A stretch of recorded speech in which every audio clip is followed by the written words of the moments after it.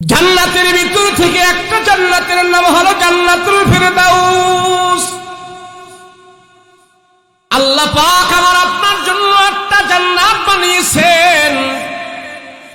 এক নম্বরে হলো জান্নাতুল ফেরদাউস, দুই নম্বরে হলো জান্নাতুল মাওয়া, তিন নম্বরে হলো জান্নাতুল কারার, চার নম্বরে হলো জান্নাতুল মাকাম, পাঁচ নম্বরে হলো জান্নাতুল নাঈম, ছয় নম্বরে হলো জান্নাতুল দারার। এইভাবে আল্লাহ পাক শেষ জান্নাত বানাইছেন জান্নাতে দারুস সালাম।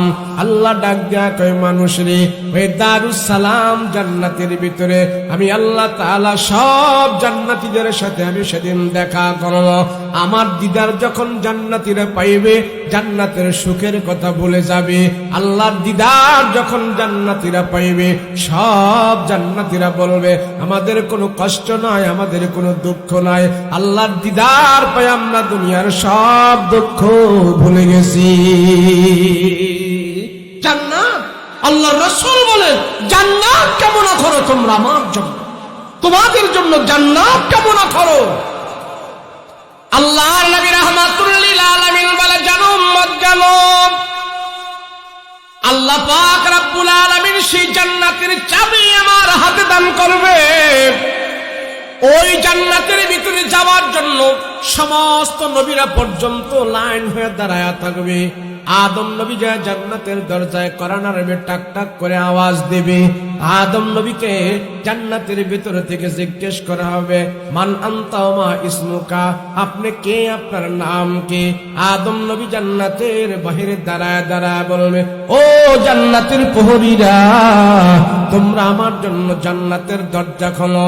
আমি আদম জান্নাতের ভিতর থেকে তো গিয়েছি, আমি প্রথম নবী, আমি প্রথম মানুষ, আমি জান্নাতের ভিতরে ঢুকতে চাই। এবার জান্নাতের প্রহরীরা ডাক দেয়া বলবে পয়গম্বর আদম, এখনো আপনার জান্নাতে আসার সময় হয় নাই, আপনি বাহিরে দাঁড়ায়া থাকেন। এরপর ইব্রাহিম নবী যা বলবে এ জান্নাতের ভিতরে ঢুকতে দাও, আমি আল্লাহর জন্য জান্নাতের জন্য আগুনের মধ্যে পড়েছি, আগুনের মধ্যে পড়েছি, আমি আজকে জান্নাতের ভিতরে যাইতে হবে। জান্নাতের ভিতর থেকে আওয়াজ আসবে ও পয়গম্বর ইব্রাহিম, এখনো আপনার জান্নাতে আসার সময় হয় নাই, বাহিরে আপনি দাঁড়ায়া থাকেন। মুসা নবী যাইবে জান্নাতের ভিতরে ঢোকার জন্য, ঈসা নবী যাইবে জান্নাতের ভিতরে ঢোকার জন্য, ইব্রাহিম নবী যাইবে জান্নাতের ভিতরে ঢোকার জন্য, নূহ নবী যাইবে জান্নাতের ভিতরে ঢোকার জন্য। জান্নাতের ভিতর থেকে আওয়াজ হবে না পয়গম্বরেরা, না না, আপনারা কেউ এখনো জান্নাতের ভিতরে আসতে পারবেন না, আপনাদের এখনো জান্নাতে আসার সময় হয় নাই। বলে জান্নাতের চাবি আমাদের কাছে নাই, জান্নাতের চাবি যিনার কাছে আছে উনি আপনাদের কাতারে নাই।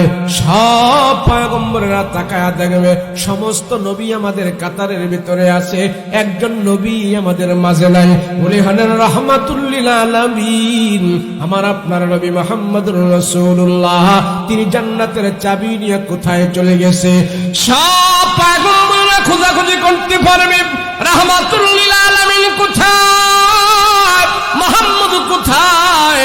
আল্লাহ রাসূলের কাছে আজকে জান্নাতের চাবি। সব পয়গম্বররা জান্নাতে যাওয়ার জন্য পাগল হয়ে যাবে, জান্নাত তালা দেওয়া থাকবে। সমস্ত পয়গম্বরেরা খুঁজে খুঁজে আমার নবীকে সেদিন বার করতে থাকবে।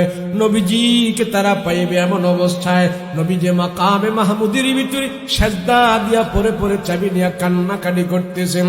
ওগো মালিক, সব পয়গম্বরেরা তাদের উম্মত রেখে জান্নাতে যাওয়ার জন্য পাগল হয়ে গেছে। আমি নবী আমার উম্মত ছাড়া এক কদম জান্নাতের ভিতরে যেতে পারি না,